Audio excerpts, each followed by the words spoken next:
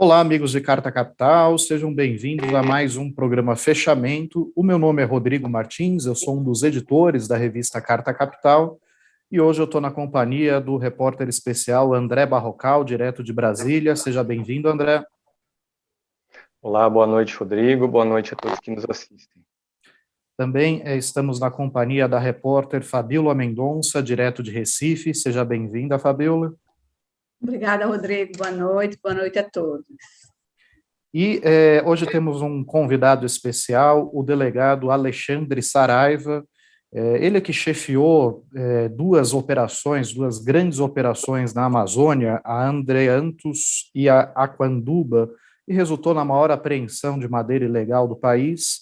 E, curiosamente, pouco depois disso, ele acabou sendo afastado porque essas investigações acabaram resvalando no então ministro do Meio Ambiente, Ricardo Salles, à época. E, no caso, o delegado acabou sendo removido para a Volta Redonda, a mais de 4.000 quilômetros de distância do local onde ele investigava esses crimes. Seja muito bem-vindo, delegado. Obrigado, Rodrigo. Boa noite, André, boa noite, Fabíola, todos que nos assistem. Agradeço a oportunidade de estar aqui para poder compartilhar essas experiências, né, na Amazônia, isso é muito importante. Pois é, o delegado, ele deu uma entrevista para a edição impressa de Carta Capital, a repórter Ana Flávia Gussi, justamente por conta do que está se passando na Amazônia nesse momento.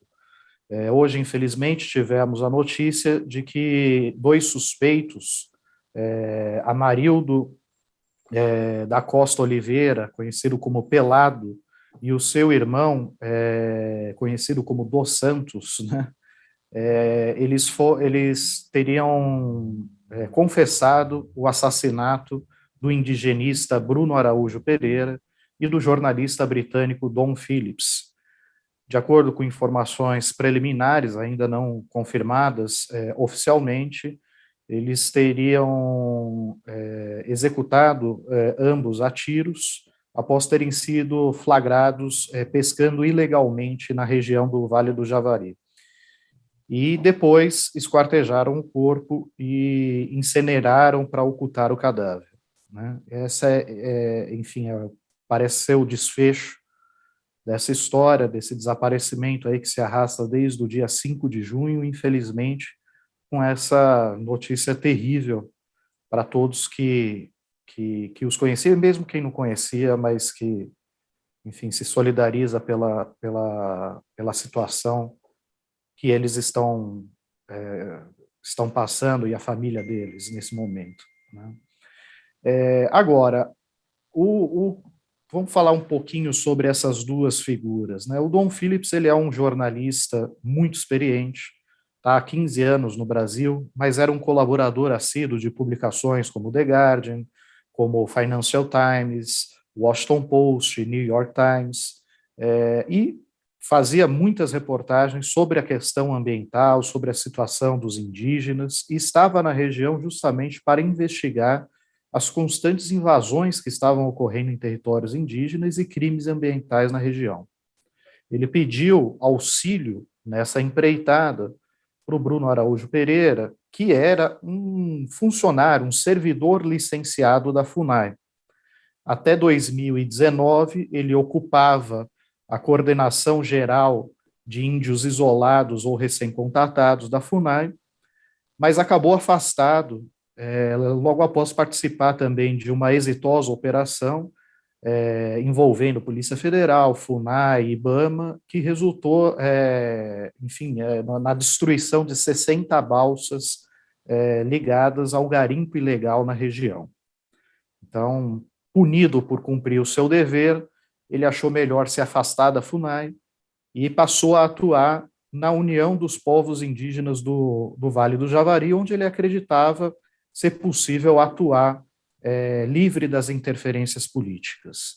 Muito bem, ele estava livre das interferências políticas, mas sem a proteção institucional da FUNAI, e justamente por denunciar os crimes que estavam ocorrendo na região, ele acabou se tornando alvo de numerosas ameaças. E agora tivemos a confirmação de que um desses criminosos, né, da floresta, que participava da pesca ilegal e que é suspeito de ter conexões com o narcotráfico na região, ele, junto com o irmão, acabou assassinando tanto o Bruno quanto o jornalista britânico, por terem sido descobertos ali, flagrados, pescando ilegalmente na região. Agora, é um cenário bastante complicado, doutor Saraiva, pelo seguinte: nós temos aí denúncias de aparelhamento da FUNAI, com ocupação dos principais postos de comando da FUNAI por militares, policiais que não têm qualquer experiência na causa indígena.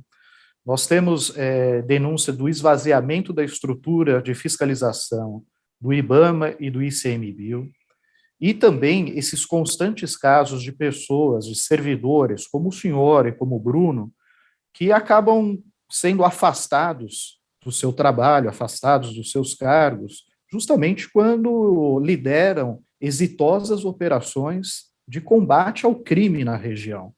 Diante desse cenário, eu gostaria que o senhor me respondesse com muita sinceridade.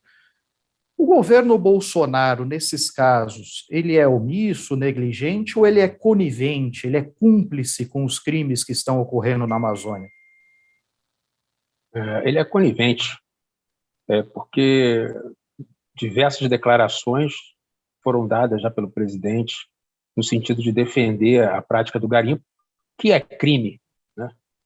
Eu conheci o Bruno, a operação que você mencionou foi realizada na época que eu estava no Amazonas.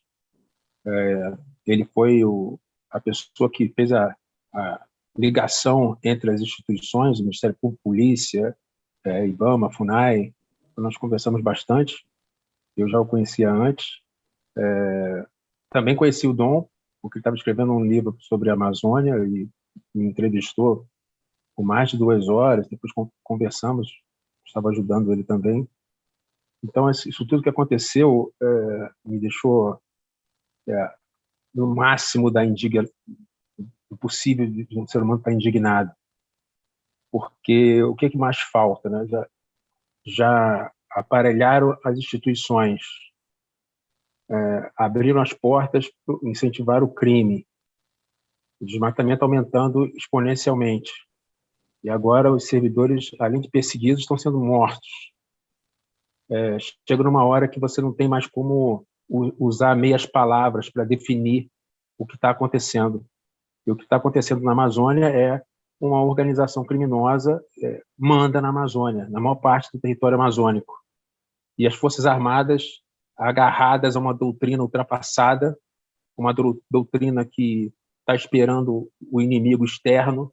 Enquanto isso, o crime organizado está ali nas barbas do Exército, que tem capilaridade, tem estrutura, tem logística, e poderia ter e tem legislação prevendo isso, ter uma atuação, e aí eu falo de uma atuação republicana, de uma atuação dentro da legalidade, com a Polícia Judiciária, com a fiscalização do Ministério Público, mas mostrando a presença do Estado ali naquela região. Tem um artigo até de um coronel do Exército da Ativa, chamado Alessandro Bizacco, que ele fala do insurgente criminoso, que esse é um insurgente perigosíssimo, e que é preciso que se atente, que as Forças Armadas atuem contra esse tipo de criminoso, mas não da forma como foi a GLO, aquilo ali para uma operação com gastos elevadíssimos e resultados muito modestos, né? Uma operação baseada em inteligência, baseada em estratégia de repressão, porque hoje nós temos a tecnologia, nós temos a expertise para acabar com o garimpo na Amazônia, para acabar com o desmatamento. Isso é plenamente possível, e a Operação Corubo mostrou isso. Foram 60 balsas destruídas, um novo sistema de satélite fez com que nós não necessitássemos de um sobrevoo anterior, que acabava denunciando a operação. E quando acabou a operação, eu virei para o meu chefe e falei assim, a gente precisa quer resolver o problema? 2 helicópteros e 60 homens. E a gente cria um protocolo. Balsa detectada, em 15 dias tem que estar no fundo do rio. E eu me lembro que sobre isso de destruir as balsas, que houve resistência por parte do Exército e por parte do IBAMA, não dos servidores, mas da direção do IBAMA, que era uma direção que não era do IBAMA, aparelhada, colocaram lá, né? De que não iam destruir as balsas, o que é uma coisa bizarra. E eu falei, se não for para destruir, é melhor nem ir, porque é o instrumento do crime no local do crime, e a gente vai deixar lá. E o superintendente do IBAMA no Amazonas, que não tinha sido convidado para essa operação, por razões óbvias, foi no meu gabinete sugerir que as balsas não fossem destruídas. E aí eu fiquei pensando, qual será, de que lado esse cara está? Né? Sendo que há legislação que prevê isso, né?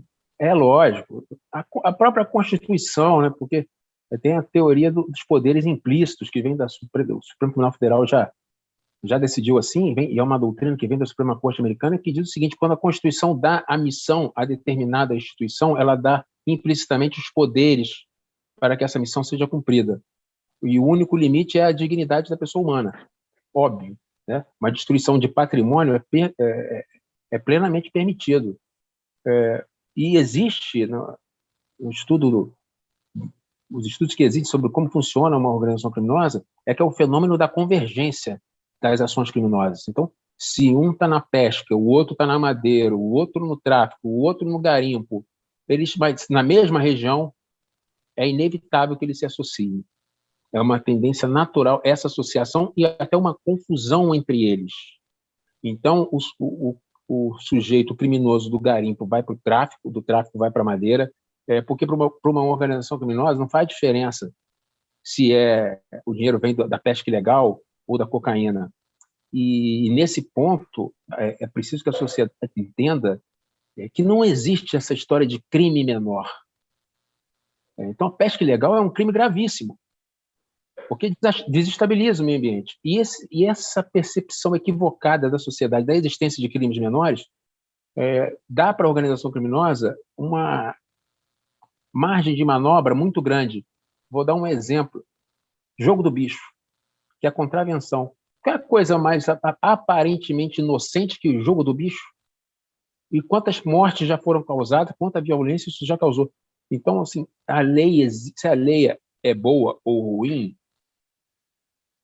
não importa, ela deve ser cumprida por todos, inclusive pelo presidente da República.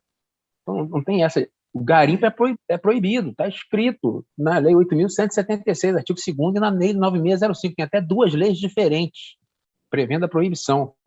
Então, quando senadores, deputados, governador de Roraima editou uma lei permitindo o garimpo em Roraima, isso, numa democracia verdadeiramente republicana, seria o caso de impeachment imediato, porque isso viola o princípio federativo. Né? É como se editasse uma lei permitindo o tráfico de drogas, mas existe uma certa permissividade da nossa sociedade para com o crime ambiental, e vou mais além. Existe uma permissividade até com a corrupção também, né? Ao passo que o crime cometido pelos mais pobres são os, né? Com esses aí a sociedade é implacável, né? Mas os verdadeiros atores que movimentam toda a máquina e que recebem os recursos, ele nunca chega nem perto da droga, ele nunca passa nem perto do garimpo. Esse ouro que sai dali vai parar em DTVM em São Paulo. Então, é preciso, é muito mais ampla, né, o problema, do seu ponto de vista, não operacional, que é simples, mas social. Delegado Saraiva, boa noite. Boa noite. Eu quero insistir nesse tema, porque essa é a terceira reportagem que eu faço no período de um mês, né, um período muito curto.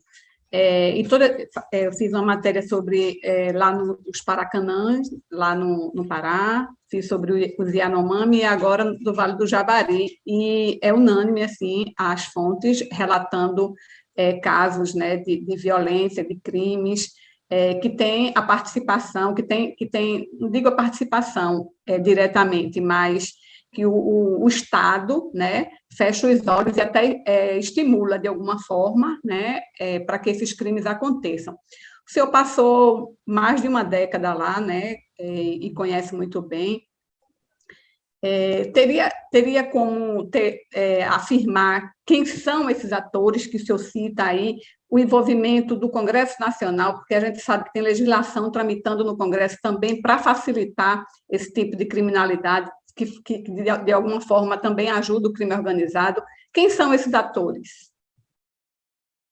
Você falou de Yanomami, né? Então, vamos começar por Roraima. Mário Mota, né? Boa parte desses, senador Mário Mota, boa parte desses projetos que você mencionou aí são assinados pelo senador Mário Mota. Deputada Carla Zambelli defendeu criminosos. Isso, para mim, eles são um braço da organização criminosa.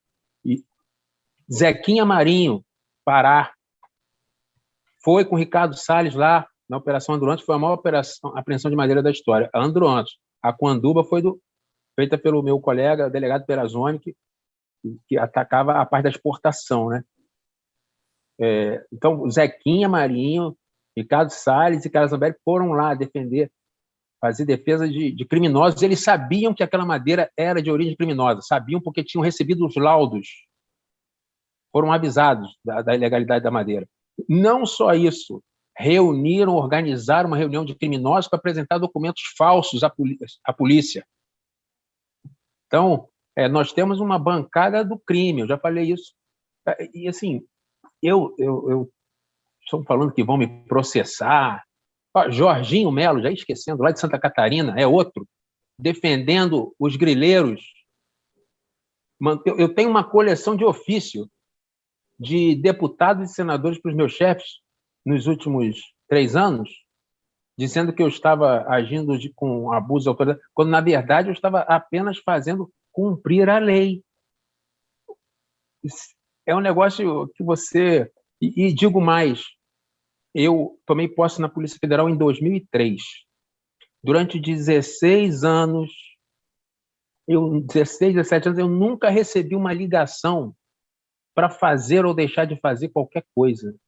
Eu nunca deixei de ter o apoio institucional para combater o crime. Então, eu fui de uma geração de policiais que ficou, entre aspas, mal acostumado, achando que a gente tinha uma autonomia. Mas essa autonomia acabou e o governo Bolsonaro criou um precedente perigosíssimo, que ele mostrou que é possível aparelhar a Polícia Federal, o que antes era impensável. E esse precedente está aí. Mais do que isso, rejeitou a lista tríplice do Ministério Público Federal. O resultado tenebroso também. Então, isso é até um absurdo, porque eu, quando fiz a notícia crime para o Supremo Tribunal Federal, eu fiz contra o Mário, contra o Salles e contra o presidente do IBAMA. A Procuradoria-Geral da República fez de conta que eu não tinha escrito lá o nome do presidente do IBAMA. Teve que a ministra Carmen Lúcia forçar para que ele se manifestasse. E rejeitou em relação ao senador Mário Mota. Rejeitou. E ele deu declarações evidentes no Twitter defendendo o crime. Se ele estivesse defendendo o tráfico de drogas, será que o entendimento seria isso? Mas pode defender madeireiro? Pode? Como é que é essa regra? Em qual país do mundo... eu sei que a polícia tem, como instituição, tem lá os seus problemas. Tem lá os seus problemas. E a cada dia eu vejo na Polícia Federal um esforço dos servidores em buscar a qualificação, ser uma polícia técnica, uma polícia científica, uma polícia de Estado, né? Uma polícia que as investigações sejam baseadas em ciência, como foram as provas que nós alcançamos na Operação Corubo, porque chegou num ponto que garimpeiro estava fazendo manifestação. E aí eu me vi na situação absurda de ter que legitimar uma operação contra os garimpeiros. Então, na época, eu lembro que eu mandei uma equipe de peritos que coletou água dos rios e deu um índice de, salvo engano, 16 partes por bilhão de mercúrio na água, quando o normal é 0,2. Depois dessa operação, o Bruno foi exonerado. Com a exoneração do Bruno, o que isso sinaliza para a criminalidade? sinaliza que aquele servidor, se acontecer, às claras, que se acontecer alguma coisa com aquele servidor, talvez o Estado não reaja tanto. É essa sinalização que se dá. E muito longe de estar fazendo uma aventura ali, o que eles dois estavam fazendo era uma atividade da sociedade civil, de imprensa.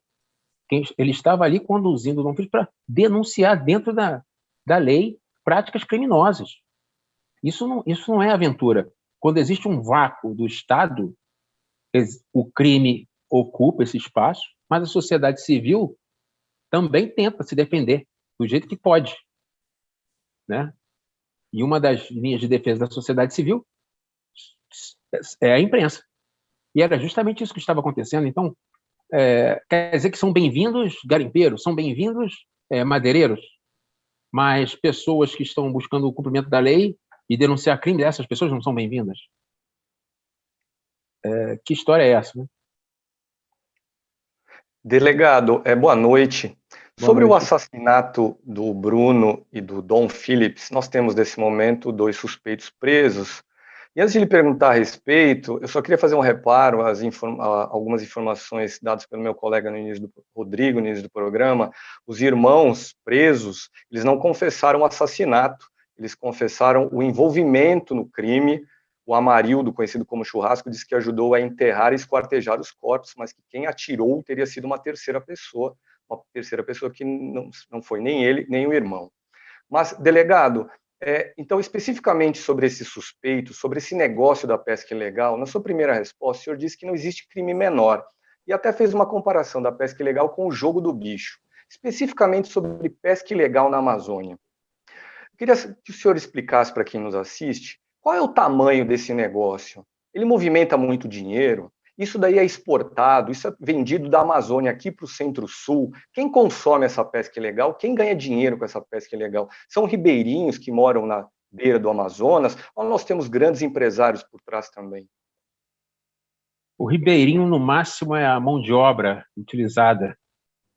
Então, nós temos, em relação à pesca ilegal, nesse caso, do pirarucu, que é vendido em grande quantidade em Manaus, em várias cidades da região norte. Lógico, isso dá muito dinheiro. E tem também, não é bem pesca, o termo pesca, mas dos quelônios, da tartaruga da Amazônia, que também é pescada ilegalmente, consegue notas para esquentar. Nós fizemos uma operação chamada Podocnemis, que é o nome científico, e foi presa a dona do restaurante dos mais badalados de Manaus, que comprava desses caçadores, desses criminosos. E em relação à pesca, por várias vezes nós encontramos, a delegacia especializada no combate ao tráfico de drogas encontrava as drogas justamente no meio do pescado. E nós encontramos droga também utilizando a madeira como invólucro. Mas a madeira também virou um item de alto valor. Recentemente tem aumentado muito o preço da madeira no mercado internacional em razão do colapso da produção do Sudeste Asiático.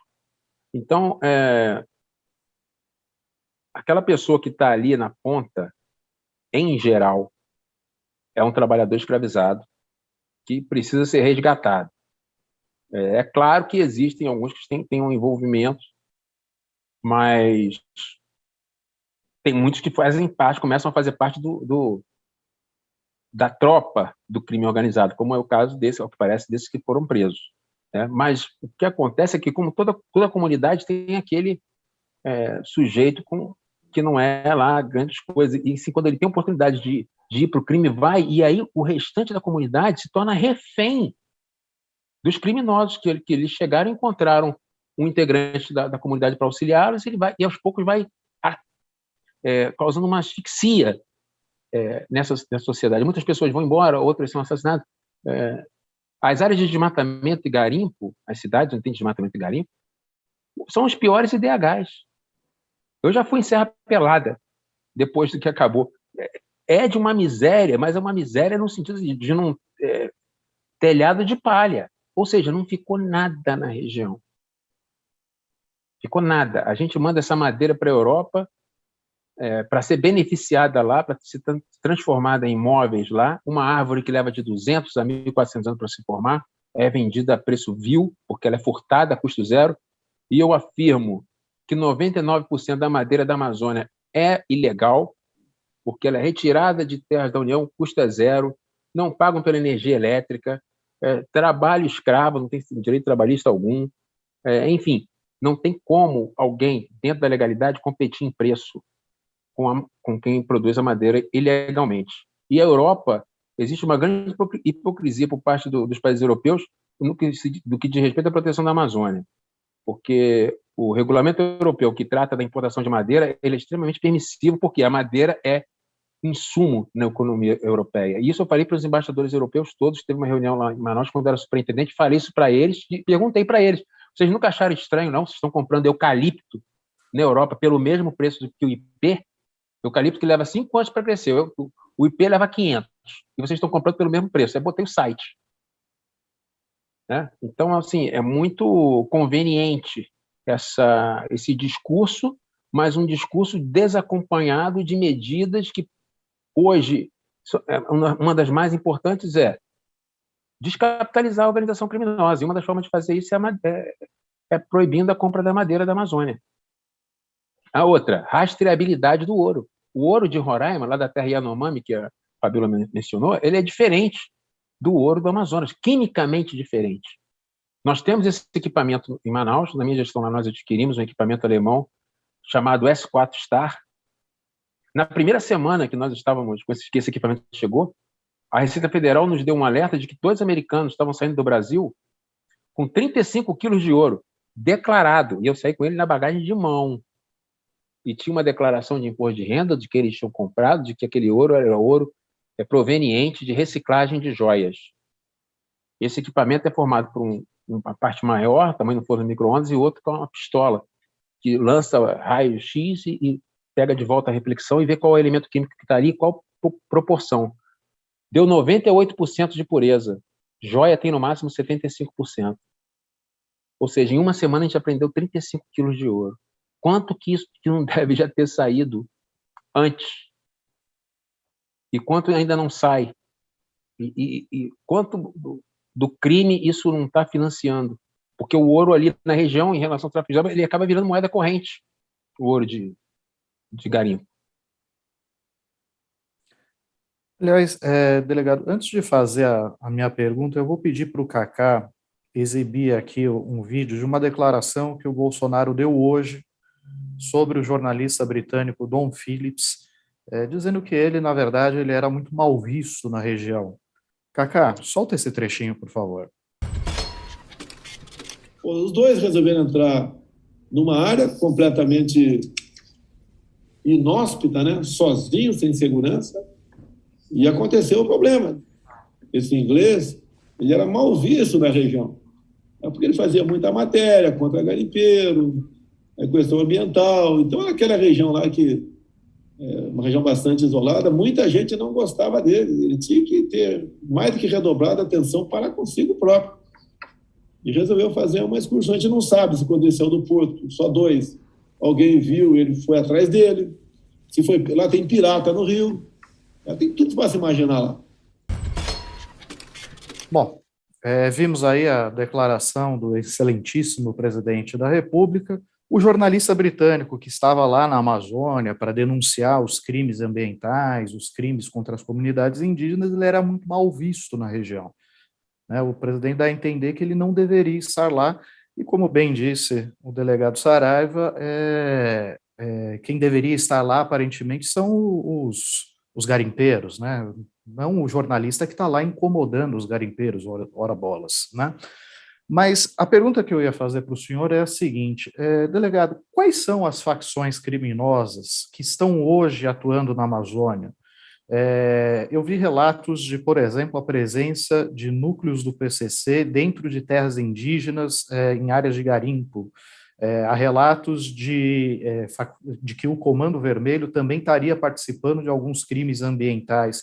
E, aliás, para essa turma que já trabalhava no narcotráfico, não é mais interessante eles trabalharem exatamente nesses ramos, como madeira ilegal, garimpo, pesca ilegal?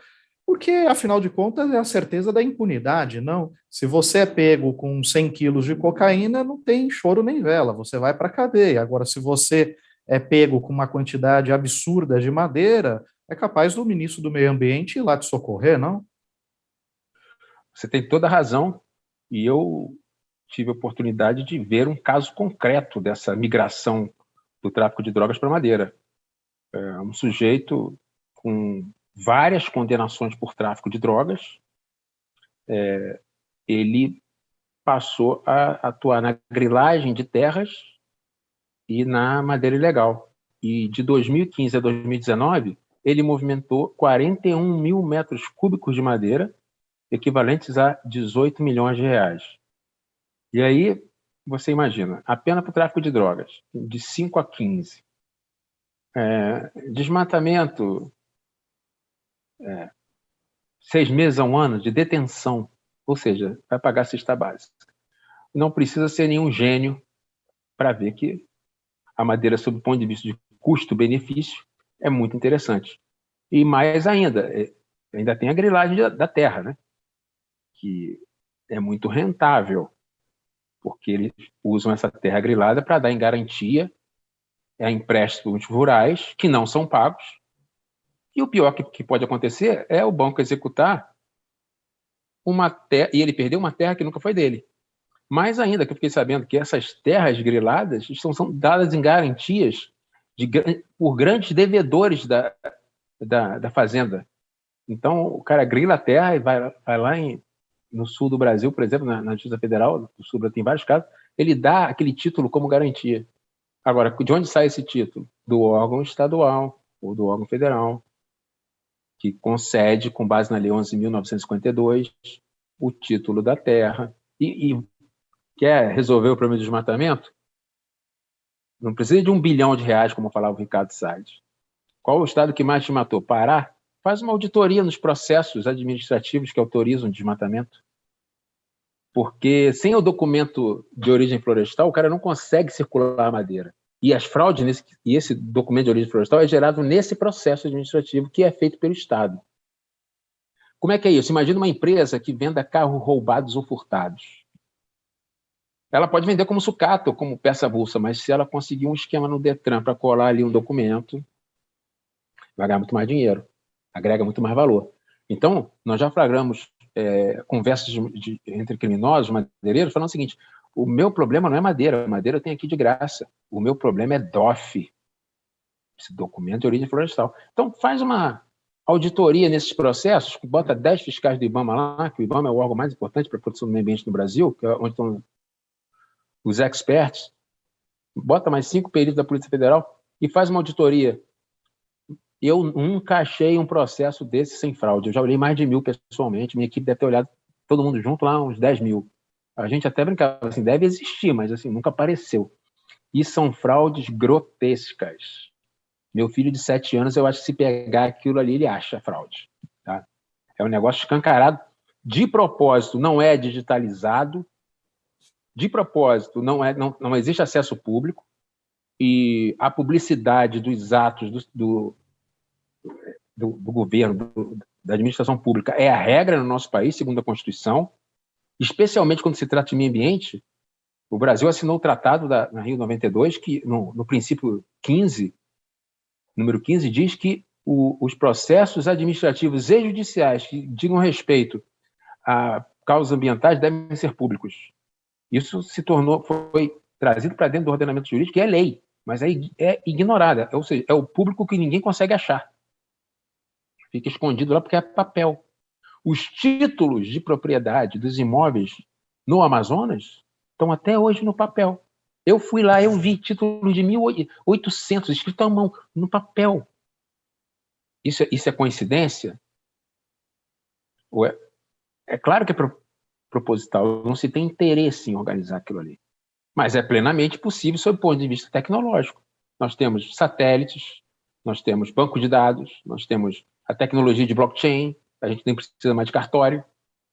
Ou seja, nós estamos numa situação Ironicamente, nós temos capacidade, mas não queremos fazer como país. Antes, nós queríamos fazer, mas não tínhamos capacidade, tanto quanto hoje.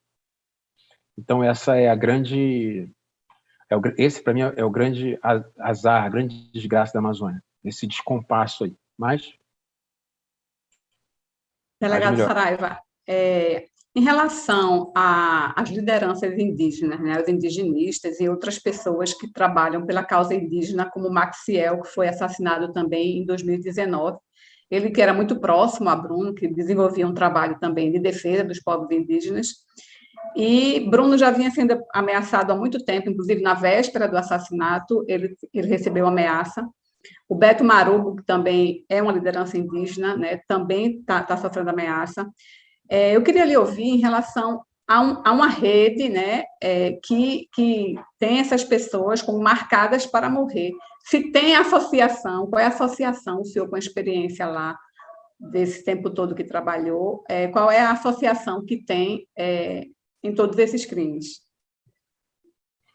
Olha, nós temos hoje uma lista grande de servidores e lideranças que estão sujeitas a ser vítimas de um ataque. Todas as condições para isso acontecer ainda continuam lá. Bruno e Dom não foram os primeiros, e é terrível, mas assim, eu acho que não serão os últimos, porque o descaso, o abandono,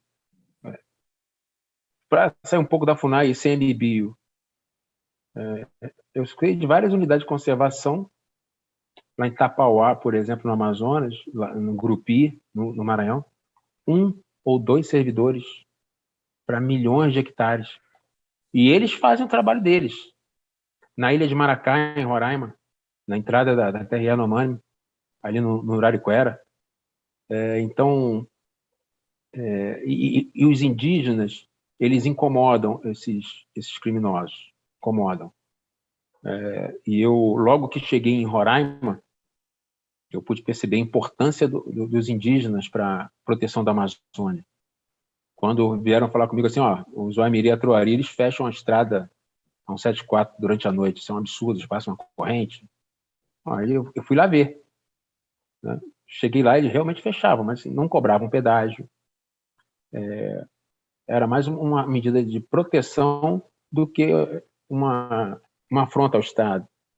E no caminho de Boa Vista até esse ponto, de mais ou menos 600 quilômetros, eu saí de Boa Vista, onde não tem floresta mesmo, mas depois de 60 quilômetros já era para ter floresta, não tinha nada. Dos dois lados da estrada, só devastação.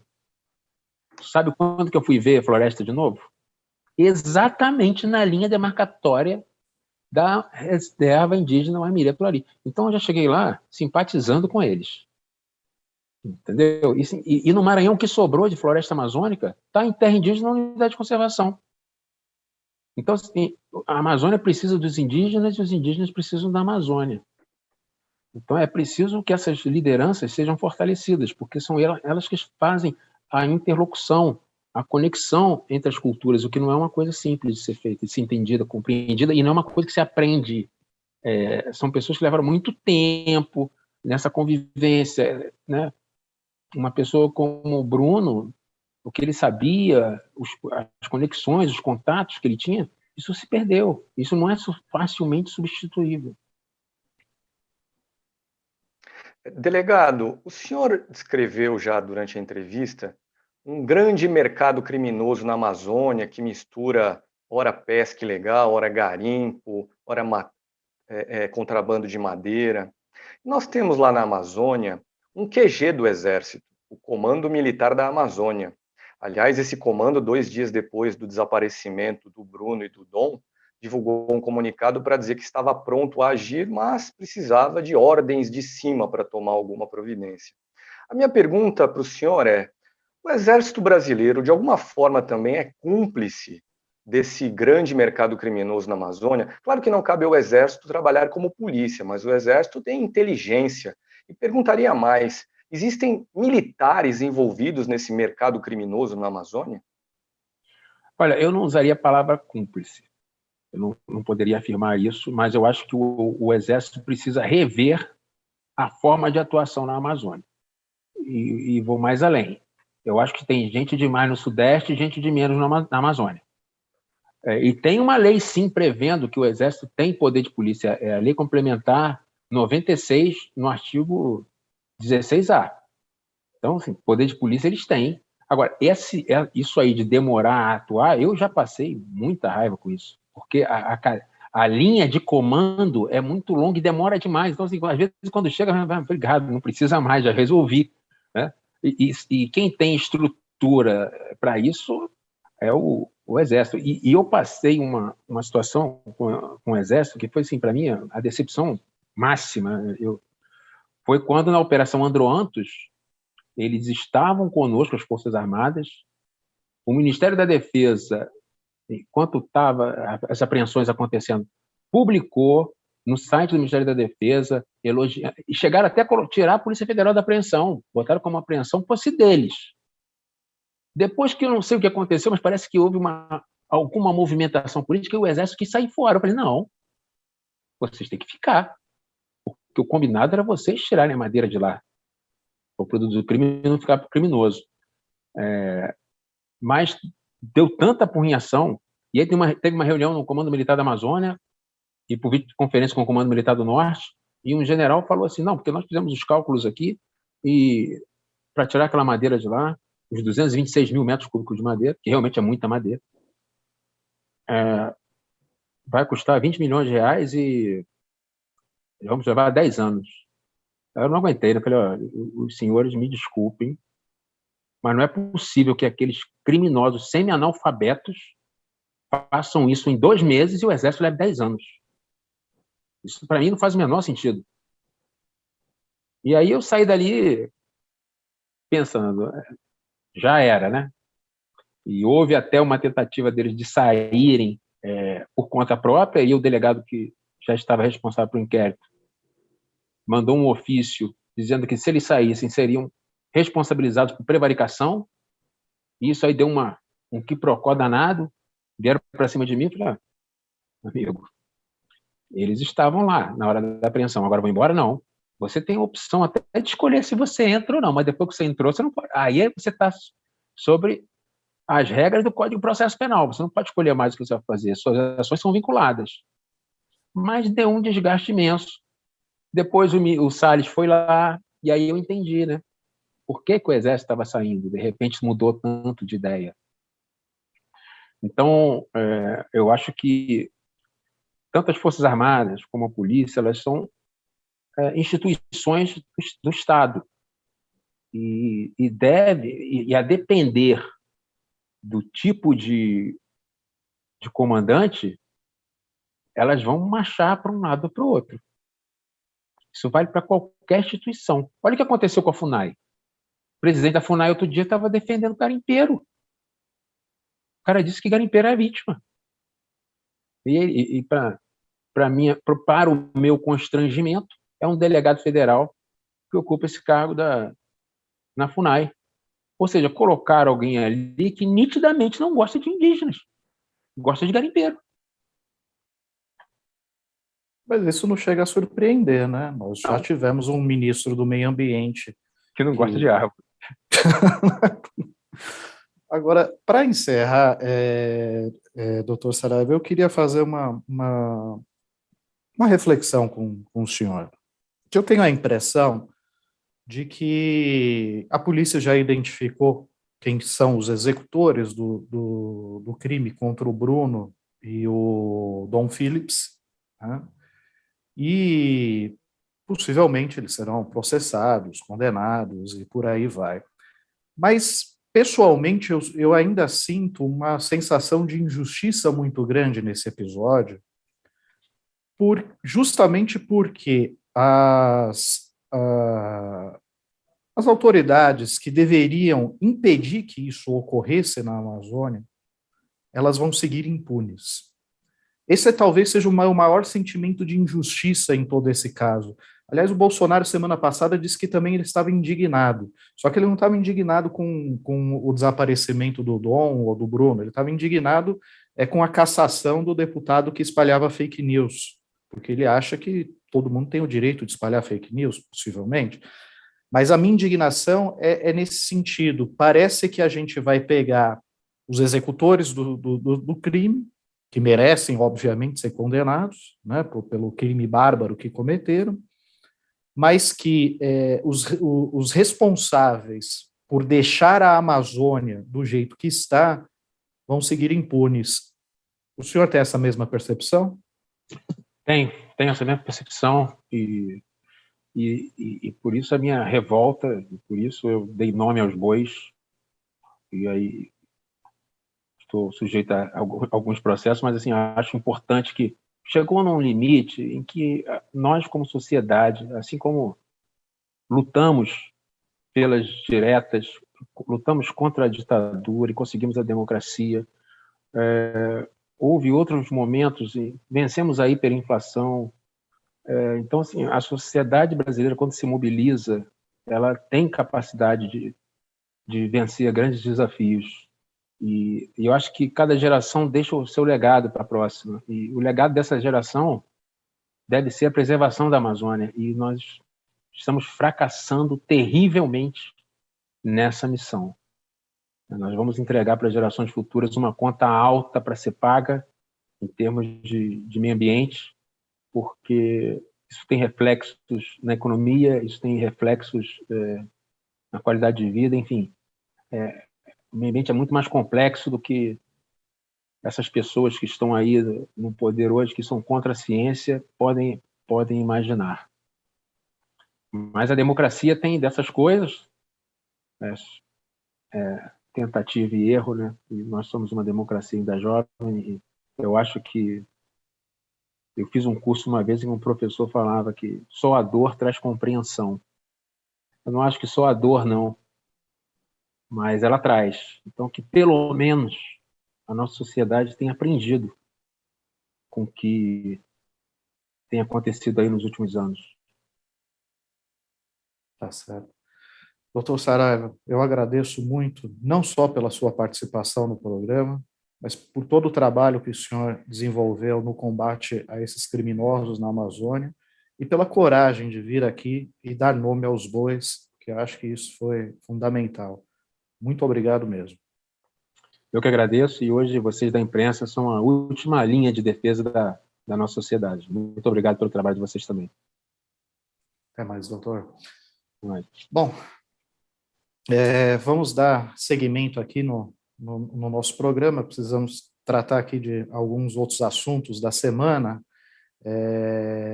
e pelo adiantado da hora, já que a gente esticou um pouquinho a conversa com o doutor Saraiva, não teremos tempo de falar sobre muitos assuntos, mas eu gostaria de puxar um tema com o Barrocal, que eu acho que é muito importante também, e foi a consumação da privatização da Petrobras, né? Essa semana já começaram a vender, né, os papéis da empresa, só que, Barrocal, o pessoal criou alguns mecanismos para impedir que numa eventual vitória do Lula, o presidente possa reverter esse negócio que foi feito em prejuízo do erário e da população brasileira, né?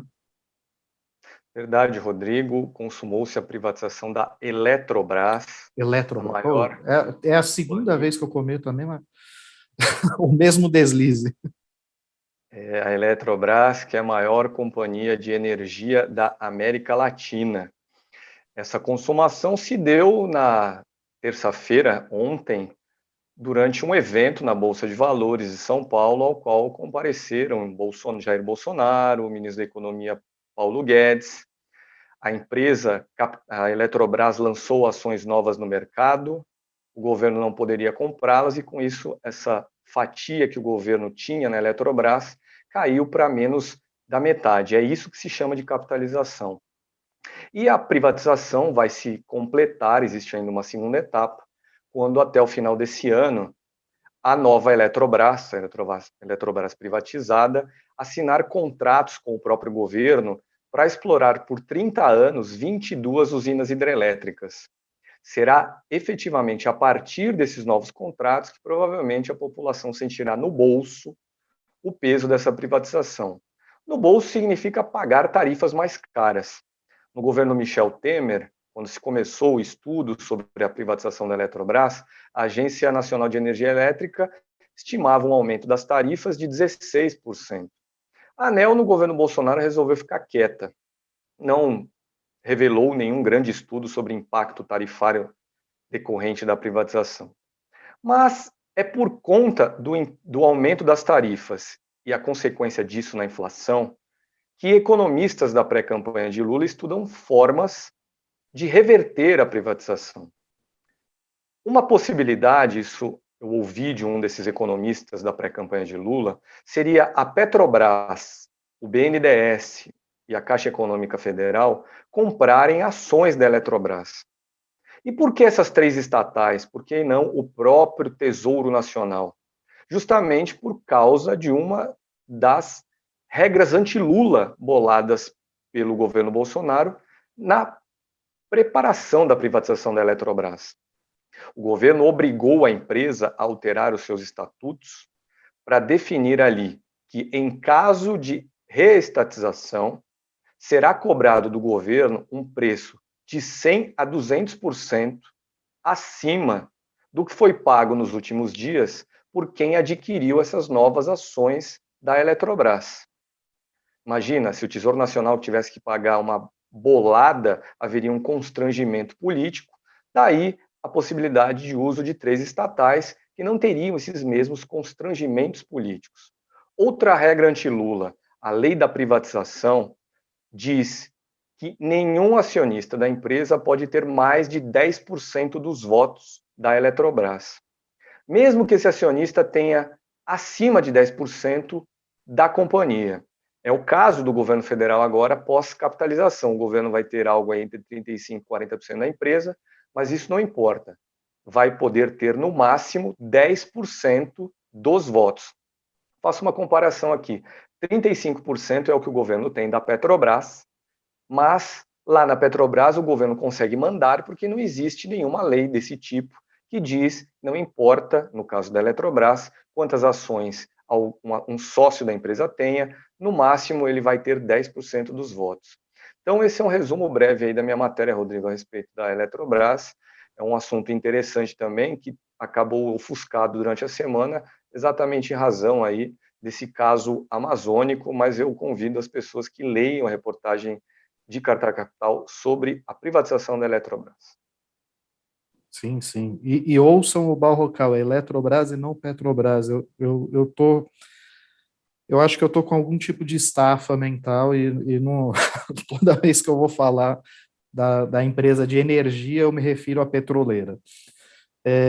Bom, a gente se encaminha aqui para o final do nosso programa. Eu só gostaria de chamar a atenção para uma entrevista que foi feita hoje à tarde, às 5 da tarde, aqui no canal de Carta Capital no YouTube, com a diretora do filme Amigo Secreto, né, que estreia amanhã nos cinemas.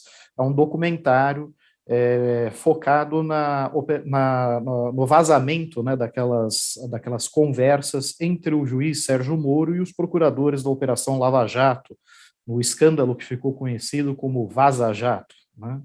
E é um documentário muito interessante que já até está produzindo aí novas notícias.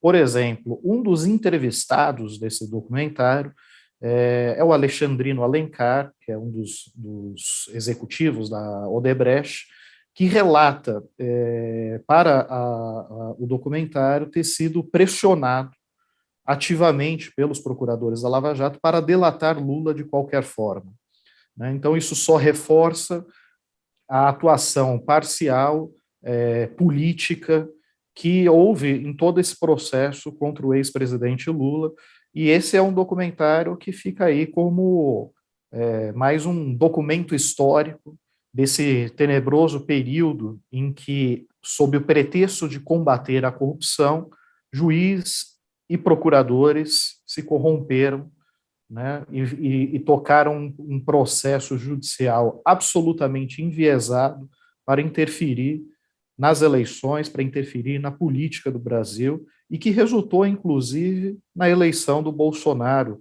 Sejamos claros que foi um dos fatores que contribuiu enormemente para a eleição do Jair Bolsonaro. Sérgio Moro atuou como cabo eleitoral de Bolsonaro e foi recompensado com um cargo no Ministério, o Superministério da Justiça e Segurança Pública, né, um ministério turbinado para ele, né, e com a promessa futura de uma indicação ao Supremo Tribunal Federal, que acabou não se concretizando, porque depois eles romperam, né? Mas fica aí essa dica aí da semana, né, para quem puder ir ao cinema no fim de semana, acompanhar esse documentário, e antes assistir a essa entrevista que foi feita pela nossa editora de cultura, Ana Paula Souza, por um colaborador da Carta também, com a diretora responsável pelo documentário. E eu vou passar já para as considerações finais aqui. Fabíola, qual que é a sua dica da semana? O que você acha que o pessoal deve ficar de olho? Rodrigo, eu acho que a gente deve continuar acompanhando aí esse caso do assassinato de Bruno Pereira e Dom Philips. Durante todo o dia de hoje, a gente estava numa expectativa da Polícia Federal fazer uma coletiva de imprensa, né, informando detalhes sobre o assassinato. A Polícia Federal que foi até o local com os dois suspeitos, né, os irmãos suspeitos, e possivelmente apresentar essa terceira pessoa que teria, de fato, disparado, né, feito os disparos que assassinaram os dois. Então, eu acho que a gente tem que acompanhar, porque vai ter um desdobramento ainda, inclusive internacional, né, o que é que está por vir ainda em relação a esse crime bárbaro. Tá certo. Barrocal, quem é o seu entrevistado no Poder em Pauta amanhã? Poder em Pauta da sexta-feira. Sexta-feira, verdade. Foi melhor manter o programa na sexta-feira do que antecipá-lo para amanhã. O convidado é o senador licenciado Renan Calheiros. Vai ser uma entrevista à 13h aqui no canal de Carta Capital no YouTube. Renan Calheiros, que licenciou-se do mandato no início do mês para se jogar de cabeça na eleição lá em Alagoas, uma eleição que promete ser dura para ele no âmbito local. Ele vai tentar fazer o filho senador e também tentar reeleger o atual governador, o Paulo Dantas, numa disputa que terá do outro lado do tabuleiro ninguém menos do que o presidente da Câmara dos Deputados, Arthur Lira, através de algum dos seus aliados no Estado. Arthur Lira e Renan Calheiros tornaram-se inimigos. Lá em Alagoas teremos uma eleição nacionalizada.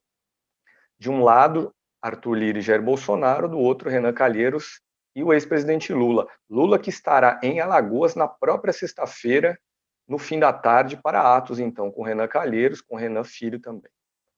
Pois é, e o Arthur Lira que está despejando recursos do orçamento secreto nas prefeituras do Estado e beneficiando, inclusive, a prefeitura do seu pai, né? Mas, e qual é a sua dica da semana, Barrocal? Rodrigo, já que vem aí esse documento, vem aí não, né? Estreou hoje, né? Ou está para estrear hoje esse documentário a respeito. Acho que amanhã. Amanhã, então. Salvo engano, amanhã a estreia. Estreia esse documentário sobre a Lava Jato. A minha dica da semana, eu vou chamar a atenção das pessoas para Sérgio Moro. Sérgio Moro, que teve recentemente negada a sua negado o seu domicílio eleitoral em São Paulo.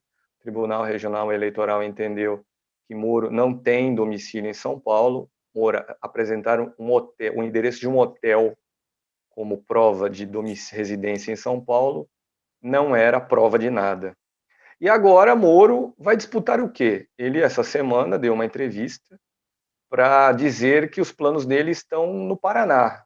Não disse que vai concorrer no Paraná, mas deixou a porta aberta, quem sabe a deputado, a senadora, a governadora. Mas, o domicílio dele não era em São Paulo, como é que agora ele vai concorrer pelo Paraná? Vamos ver, então, como Sérgio Moro, o enxadrista, vai se virar daqui para frente na sua abortada ou natimorta carreira política. Pois é. Rodrigo, deixa eu só Aliás, fazer um complemento aí em relação ao claro. que Barrocal falou, que eu vi também que existia a possibilidade de lançar a mulher dele, né, a esposa dele, a candidata a deputada federal por São Paulo. Bom, se ele é casado, né, com ela, e ele não mora oficialmente em São Paulo, como é que ela mora em São Paulo e pode ser candidata, né, a deputada por lá, né? Isso é mais uma atrapalhada do ex-juiz. Mas é um relacionamento à distância, talvez, né? Agora, tem um aspecto só do Sérgio Moro que eu gostaria de destacar, porque não foi mencionado, mas que tem relação com o caso do Bruno e do Dom. E isso está na reportagem da Fabíola, a Fabíola que assina a reportagem de capa da Carta Capital dessa semana, mas o Bruno, ele foi exonerado da Coordenação Geral de Índios Isolados e recém-contatados da FUNAI, logo após a bem-sucedida operação que ele liderou e que resultou na destruição de 60 balsas do garimpo ilegal, por determinação da gestão do então ministro Sérgio Moro, porque isso ocorreu em 2019, a FUNAI está subordinada ao Ministério da Justiça do Sérgio Moro, e foi a gestão Sérgio Moro quem exonerou Bruno Araújo, quem puniu Bruno Araújo por essa bem-sucedida operação que resultou na destruição de 60 balsas do garimpo ilegal. Então, essa é mais uma fatura, né? Essa é mais uma fatura que a gente deve cobrar do seu juiz Sérgio Moro, seu ex-juiz Sérgio Moro, né? Ele que dizia defender tanto o combate à corrupção, por que ele resolveu exonerar um servidor que cumpriu o seu dever e que tinha acabado de fazer uma operação bem-sucedida contra o garimpo ilegal na Amazônia? Aparentemente, o senhor Sérgio Moro, então ministro de Jair Bolsonaro, estava empenhado em agradar o seu chefe, que é muito próximo, muito querido dos garimpeiros. É mais um elemento aí que a gente não pode perder de perspectiva, e mantenho aqui o convite para todo mundo assistir esse documentário que estreia amanhã nos cinemas, O Amigo Secreto. Acho que vale a pena conferir e ver como que foi a atuação da chamada República de Curitiba no Brasil. República esta que ruiu e que vemos aí os seus fantasmas tentando encontrar domicílio para ter algum tipo de sobrevida na política. Bom, pessoal, por hoje é só. Eu agradeço muito a audiência e a paciência de todos. Se vocês gostaram desse vídeo, curtam, compartilhem, se inscrevam em nosso canal. Quem não conseguiu acompanhar desde o início do programa pode assistir também no conforto do lar, a retransmissão na TVT. Um forte abraço a todos e até a próxima.